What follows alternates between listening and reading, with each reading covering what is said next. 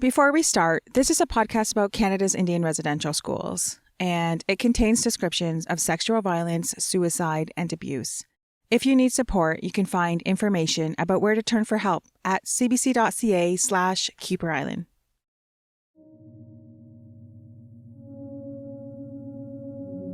On a cool day last September, James and Tony Charlie gathered with their extended family, brothers, sisters, children, grandchildren, to feed the dead. They do this every 4 years or so. It's a ritual the Hul'qumi'num have been practicing since time out of mind. What happens is we look back in our history of our family, and we went back about 3-4 generations, and we remember our family who have passed on to the spirit world. We call it a burning.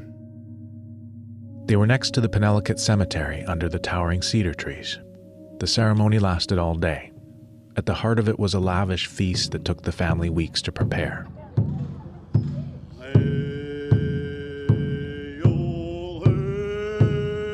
We gather all our traditional foods, and we set out plates for each family member with their food that they love, and it could be the clams, crab. There was prawns, and I baked some of our scow and a salmon, and there was all the family done the food, say. We had octopus, we had oysters, we had fish, we had deer, we did have some biscuit and hamburger for some of the younger ones that didn't eat these cultural foods. They're a little picky, a little fussy. The traditional spaghetti and hamburger. Yeah. We done even alcohol for my parents and my grandfather because they loved the brandy. I put a glass there of brandy for my grandfather. How many people ended up showing up then? This was a small burn-in, so I think we burned over 50 plates. Usually our burn-in's between 150 to 200. My goodness. Yeah. Wow, that's a lot of ancestors. To be clear, they weren't only feeding living family members. On a huge homemade cedar table, they set 50 extra plates for their ancestors, piled them high with food, then burned them in the fire. The Hul'qumi'num believe that's how food moves from the physical world to the spiritual one. They didn't only burn food, but clothes and blankets too. It's the Hul'qumi'num way for the living to take care of the dead. It's important for our children to see that because it keeps us going in a traditional, cultural way that we do things. We have to keep doing these things to keep strong as a people. But this year, there were some unusual guests at the table. That's what the elder running the ceremony said. She has a gift of communicating with the ancestors and interpreting their signs. She says, and there was a bunch of young kids that shown up, and I thank you guys very much for feeding us. We've been neglected for so many years, just wandering around. Nobody cares for us. No, we don't belong to anybody. They thanked us for burning some extra blankets for them and extra food. Now they're being found, and they're happy. They're no longer lost, wandering around, nobody owning them. And I was very surprised when she said, yeah, there were some missing children here eating at your guys' table, and they thank you for sharing your food with them. So that is very unique, very special. You can believe it or disbelieve it, but that's our culture. That's our way. Everyone at the burning knew these spirits were children who died at the residential school, and that this is a mess the community didn't make, but now have to make right. In this episode, we're going to spend some time understanding how they've tried to do that, using traditional and not so traditional ways.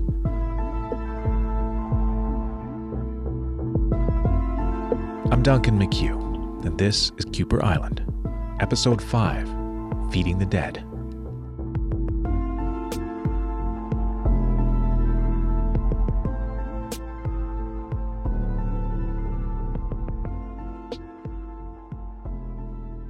Canada, when someone dies, here's what usually happens. A funeral parlor swoops in, deals with the body, hosts a short and tidy funeral, then sends you the bill. But that's not how Hul'qumi'num people do it. While recording this podcast, I attended a memorial for James's mother-in-law. When she died, the family had to put away all the photographs of her. A year later, they held a ceremony just to celebrate showing her picture again. It lasted all day. Hundreds of people showed up, even during strict COVID protocols. The Hul'qumi'num approach to death is intricate and time-consuming, and you have to get that to really understand how deeply hurt they are about the kids who died at Kuper Island. It's not only that children were neglected in life, they were also neglected in death. Our children had been calling out for their families, crying for their families, and no one would go get them, and they couldn't be released. We thanked the children for coming, and we just let them know. That's Jill Harris. Jill isn't only the former chief of Penelakut. She also grew up in a family that has a traditional responsibility to care for the bodies of the dead. They're known as a funeral family, and they get called in as soon as someone passes away. We have families that have the duty and the obligation, because of what they have inherited from their ancestors, to carry out these functions in our communities. I was given a name. Snamithia is my real name. And with that name, I have the obligation to carry out the functions that my great-grandmother Snamithia did. So for me, I would be one who would open the coffin. So I would be the person who would maybe unwrap the blanket for people to see. And I'm also I also work right at the cemetery, and I'm the woman with the basin.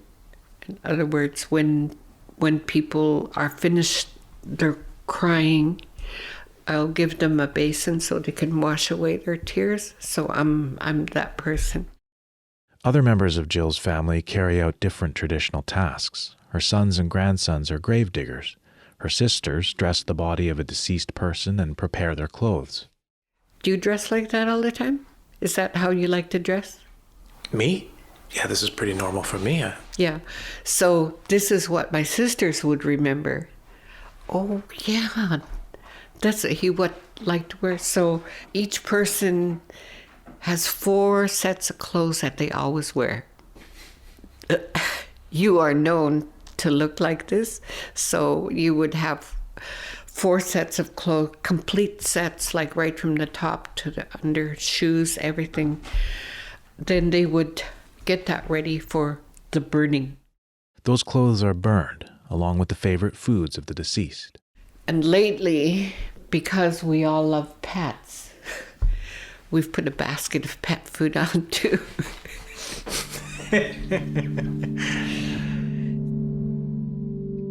You've called it a duty.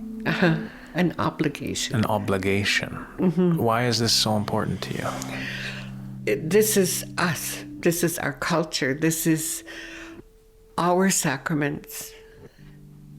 This is how we express our spirituality in these rituals and ceremonies that we inherit, that we carry on.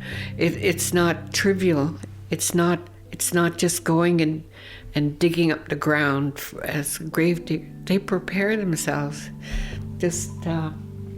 I was just looking at my grandson's shoes. It still has mud on it. When they come home from grave digging, they take all their clothes have to stay outside for 4 days. Because you just finished work. Yeah, and they, if they have children, they can't hold their children like for a few days. For a married couple, usually they can't sleep together like right away. There's a lot of rules that go with that. We have to do a lot of cleansing with ourselves. And for us, as people who are survivors of residential school, ones who have lost so much of our culture because of residential school, we have so much brokenness inside of us. We need something to mend our lives. And it's not that we become great again. It's that maybe it's we become whole again.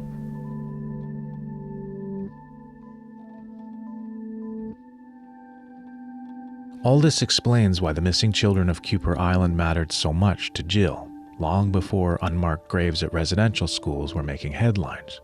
And it's why she agreed to walk me through one of the rituals they performed for those children's spirits.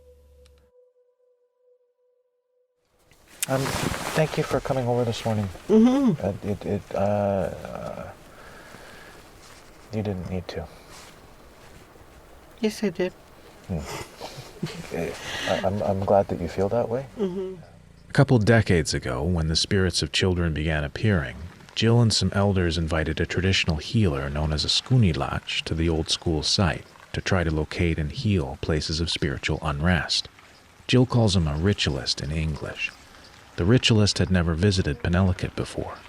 He brought a cedar board, about the size of a piece of paper, and some traditional workers to help him. So it's up this way, right?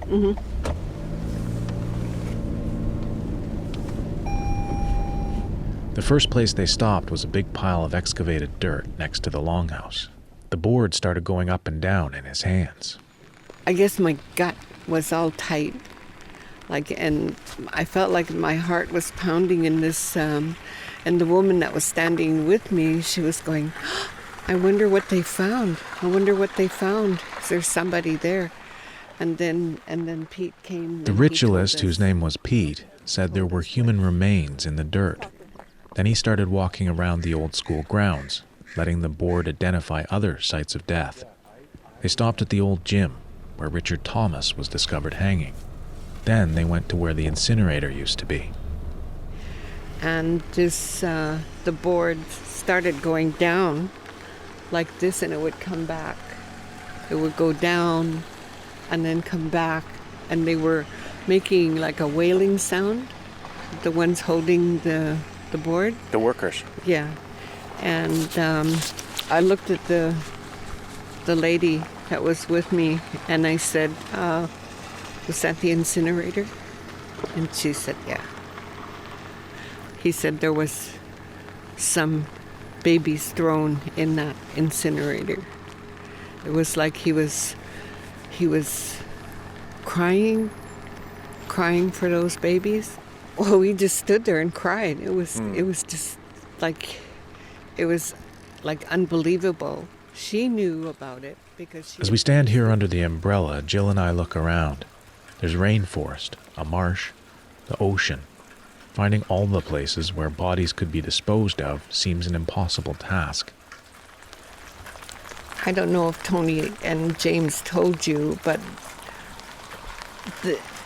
someone had disclosed, a person who had been here in the school was forced to go out on the boat, taking those sacks out, and they would be thrown overboard. Sacks of what? Bodies. Children's bodies. Yeah. What was it like when you heard that news? It was sickening. For me, it's just so far beyond my understanding how people who I considered to be holy, who'd be dedicated and committed to work for God, could have committed the atrocities like that. Can I be honest with you? I've started to get a little numb to it. Mm-hmm. Numb to the stories? Yes. Yeah. I mean, when I start to string together even just the stories that you just told me and us in the past 15 or 20 minutes. That's a horror movie. Mm-hmm. Yeah. And for me, reporting on this is like, the church did it, just generalizing so much that it's not getting down to actually saying Sister Mary somebody killed a child,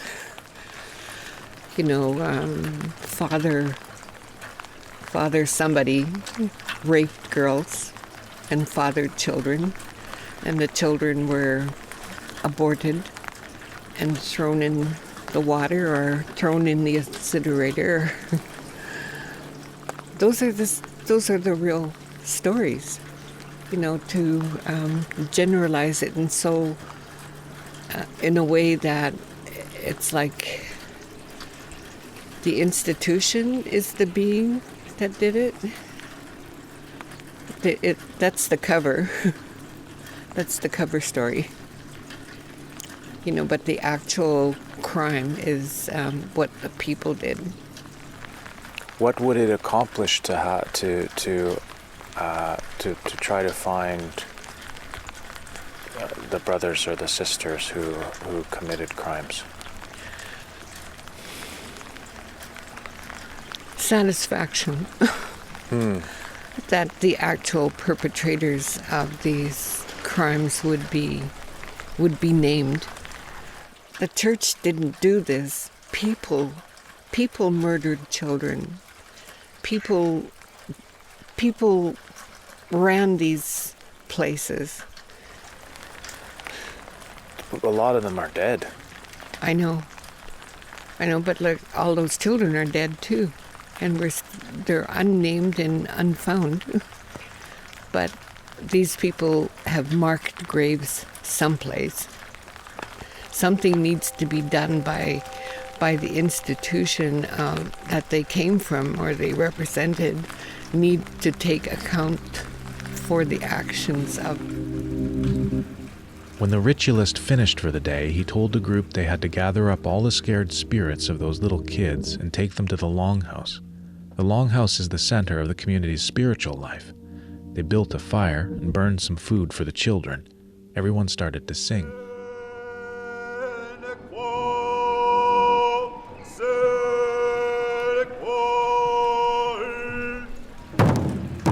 And he looked all around and he said, "They're here. They're all here and they're happy."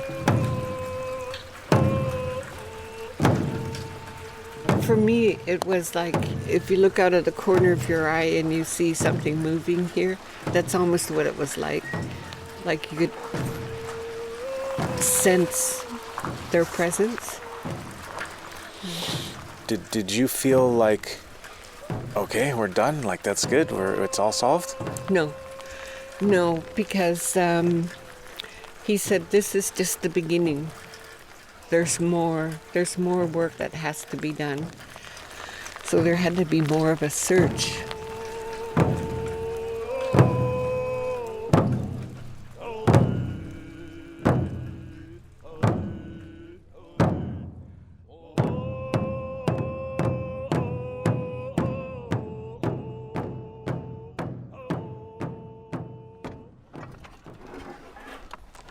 So what's that?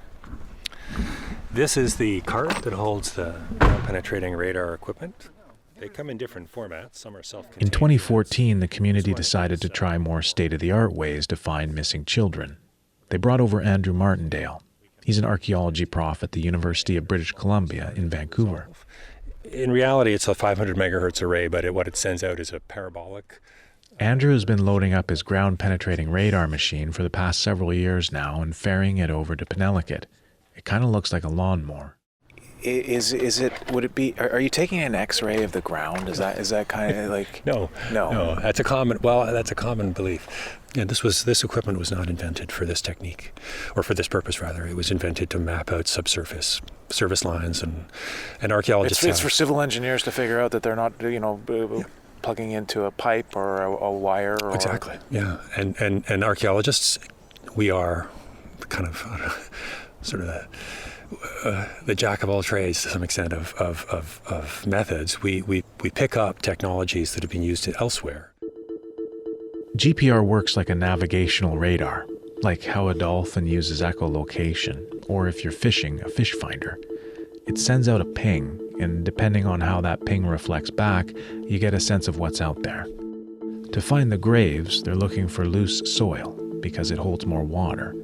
The ping that comes back from loose soil is different from dirt that hasn't been disturbed. And to be clear, you're not seeing a skeleton lying in the earth. No, this is what we call a prospection survey. We're looking for graves, and this equipment will do that, but it doesn't resolve the contents of the graves, but it will locate the graves. Okay, I'm going to let you do a little bit of work, and I'm just going to be...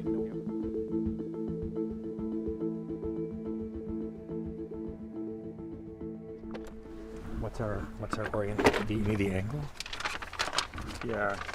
I want to confirm we got the new baseline in exactly the right place. That's Andrew booting up his GPR machine at the entrance to Penelkut Cemetery. It's early in the morning because he has to be out of the cemetery by noon in accordance with Penelkut protocols to not disturb the ancestors. Once we lay out the grids, you'll see the process of archaeology, contrary to what you see in the popular media, is painstakingly slow. There are moments of epiphany and dramatic discovery, but they're quite unusual. Oh, hey, Eric, I need a little more slack if I'm going to hit that point. The graveyard is about a football field long. There are rows of graves organized by family name. In the middle, a tall white wooden cross. Andrew and his grad student Eric Simons measure out an imaginary grid to guide them.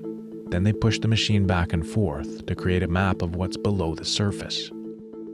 The archaeologists actually started their work at a different part of the island, next to the school. It was a long-abandoned graveyard for school staff that had 4 marked graves, the first principal and 3 nuns. But survivors insisted there were children buried there too, so they scanned. What they found upset everyone. 3 rows of unmarked graves, at least 13 burials, with indications there were a lot more. Who were they? What happened? And what should the people of Penelkut do about these unceremonious burials?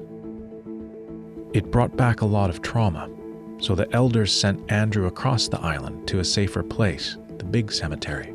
They believe there are unmarked children's graves there too, and it gave Andrew and Eric a place to fine-tune their methods with fewer troubling questions.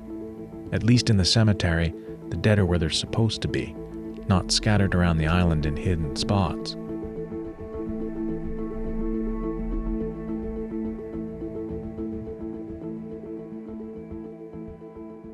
We're essentially here asking the ancestors of this cemetery for guidance on how to use this equipment so that we can then turn and try and find missing children. Mm. And their signals, the information that's coming from the ancestors in this landscape is going to help us take next steps. Even if we have a set of unmarked graves that come out of the GPR signal that might be from children or might be from the residential school, we don't know who is who. It would be hard with just radar to be able to identify. And then we move into possibilities of forensic work, which is a complex and daunting task. I don't envy the community for having to make decisions about how to take next steps. So this is really just one part of a very complicated pathway. Finding these sites is the first step. The next decision will be for communities and nations and families. Is it enough to honor them where they lie? Or do you want to go further and bring them home? That's Dr. Kona Williams, the Indigenous coroner who looked at the report into Richard's death for us. Forensics is her specialty, and she's been fielding a lot of questions from a lot of Indigenous communities looking for help with those next steps. That's a whole other part of an investigation, exhuming any bodies that may be there, the examination of these bodies, the identification of them, and who do they belong to? Where's their home? Who are their families? It's going to require lots of cooperation, a lot of resources, and a lot of time if this is going to go into more of a criminal investigation. What are the ethics involved in collecting, someone's DNA and bringing it and putting it in a system and testing it? How do we bring home these children that we do recover? What do we do with remains that we can't identify. Where do they go? So, I mean, the one thing you didn't mention was costs. What about a community that has 160 graves? I mean, what would they be looking at in terms of costs? It's impossible for me at this point to put a dollar amount on it, but the cost, for me at least in terms of human life, it's immeasurable.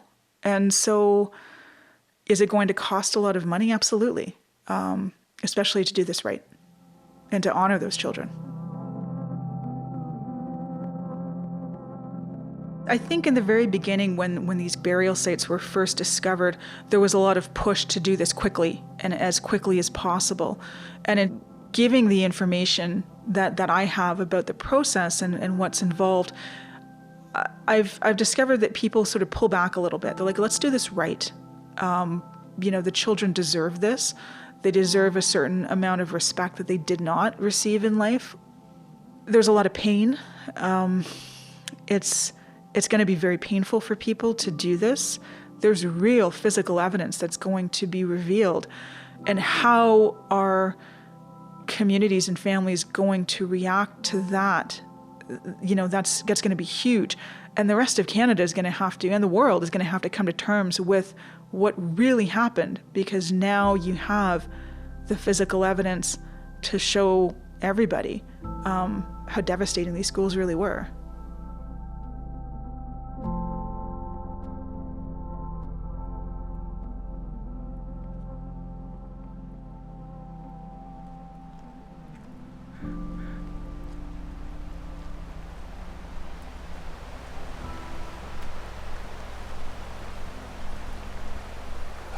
This section actually is pretty old. Okay. These are go back to the late 19th century. Okay. These are.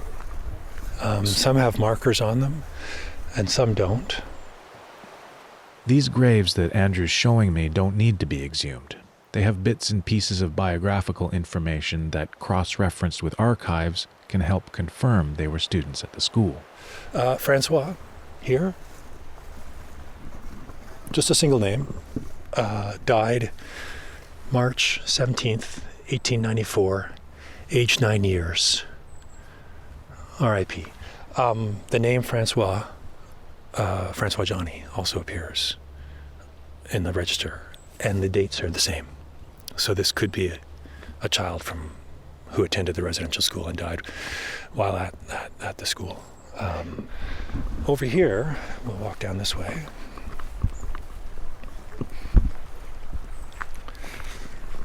This is the grave. Again, it's got a monument headstone and then a little border out of stone.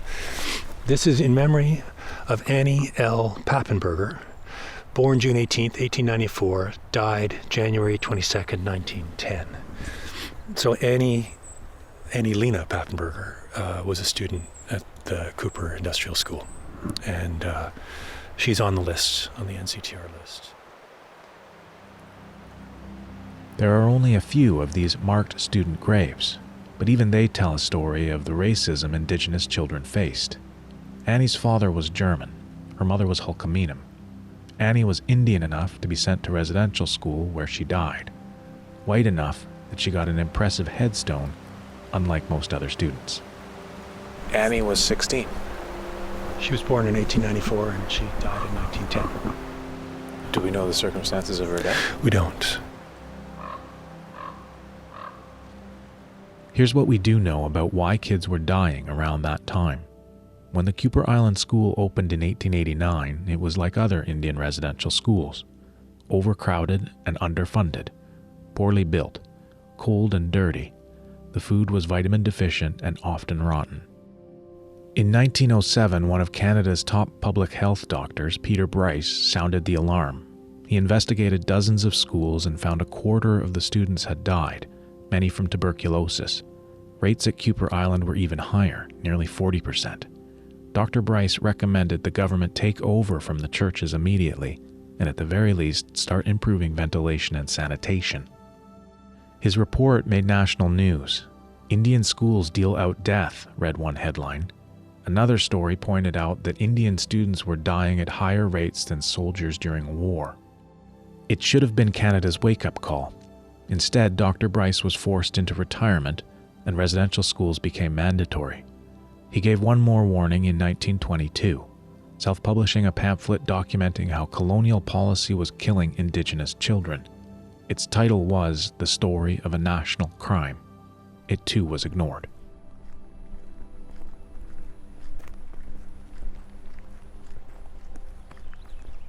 So, according to researchers who've combed through what records the Catholic Church and government have made public, at least 167 children died at Kuper Island.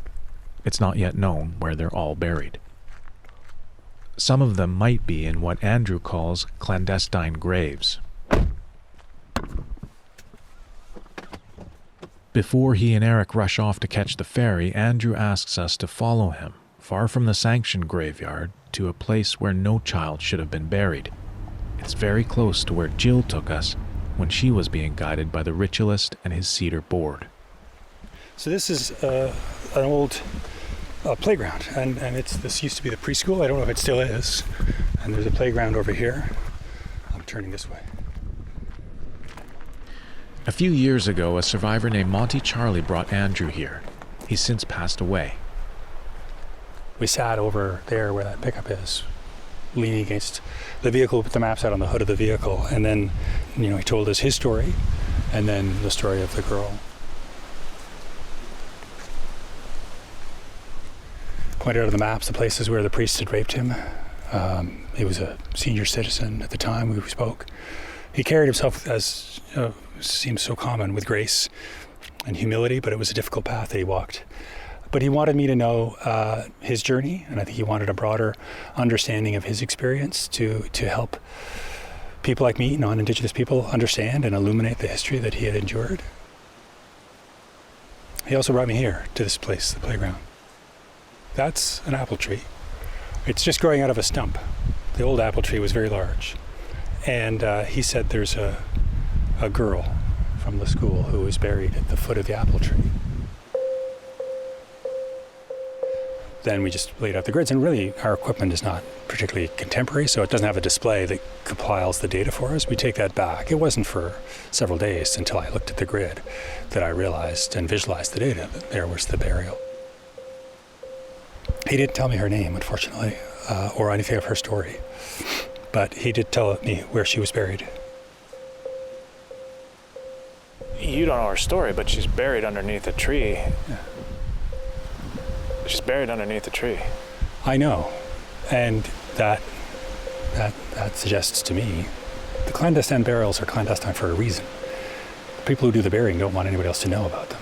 Why would you not want somebody to know if you're burying somebody? Probably because their death reflects badly on you, and that suggests a criminal intent. Don't you think?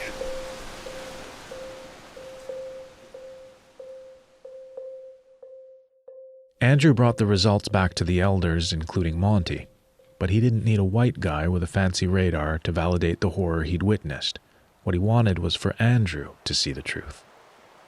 These children didn't just die at school in a passive sense. They were, in some cases, they were killed by neglect or by a criminal hand.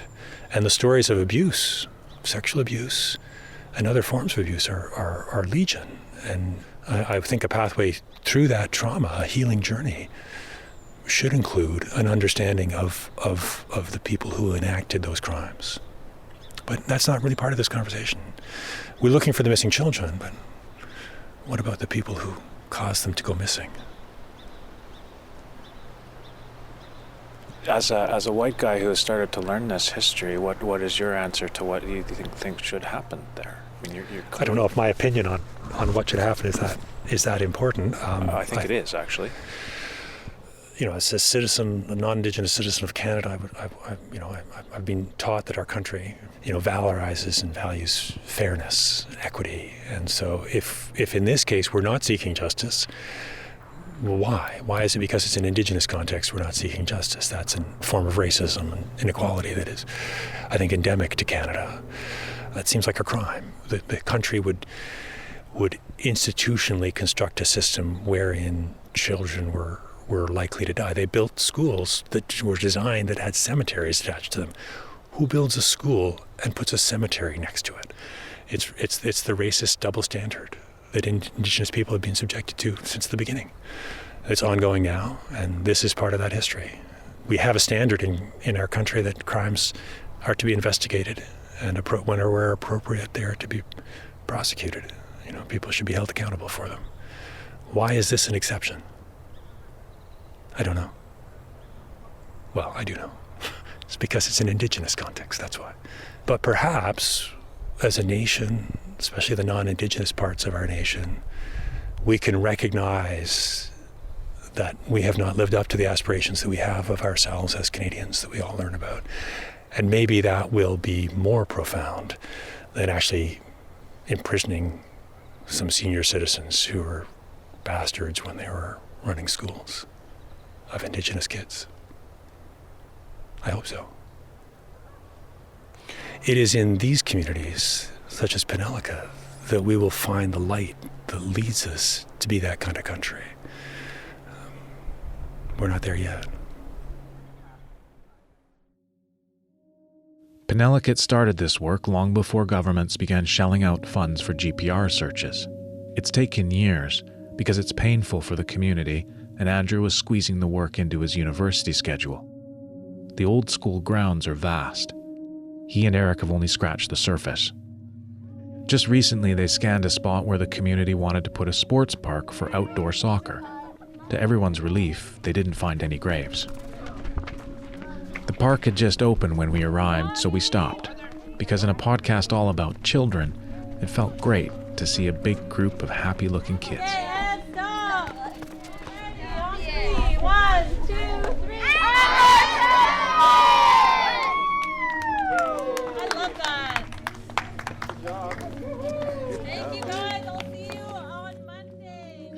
There's a fresh sign that says Penelica Strong.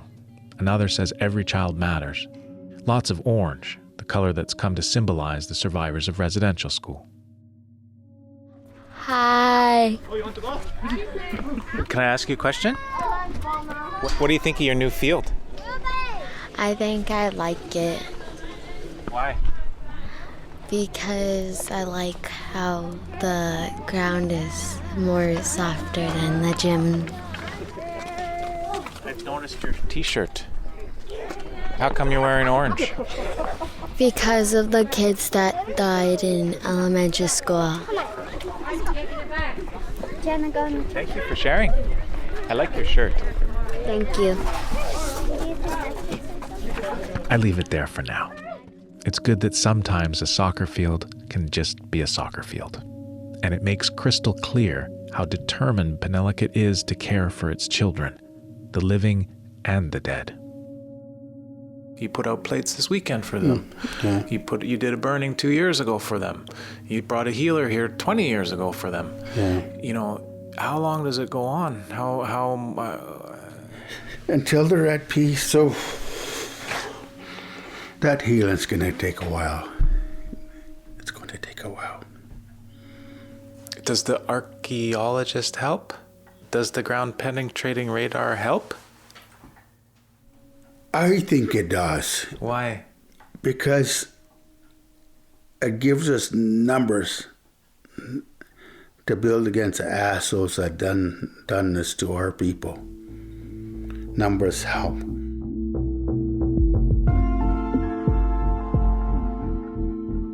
On our next episode, we track down one of the oblates who sexually abused James, Tony, and a lot of other students at Kuper Island. Hello? Yes, hi, is Glenn Dowdy there? Speaking. Hi, Glenn, it's Duncan McCue speaking. How are you? We're very good. Kuper Island is produced by Martha Troyan and Jody Martinson and hosted by me, Duncan McCue. Our senior producer is Jeff Turner. Our coordinating producer is Roshni Nair. Michael Catano and Lee Rosevere are our mixers, and Arif Nirani is the director of CBC Podcasts. Theme music by Zibiwan. Art by Elliot Whitehill. Heichka Jimmy Gwitch to James and Tony Charlie, Jill Harris, Andrew Martindale and Eric Simons, Dr. Kona Williams, and the little soccer stars on the Hope and Health soccer team. If you need support, you can access emotional and crisis referral services by calling the 24-hour National Indian Residential School Crisis Line, 1-866-925-4419. Or for more resources on Canada's Indian residential schools, go to our website, cbc.ca/Kuper Island. And if you like this episode, help others find it by rating and reviewing us. Miigwech Bazindayik. Thanks for listening.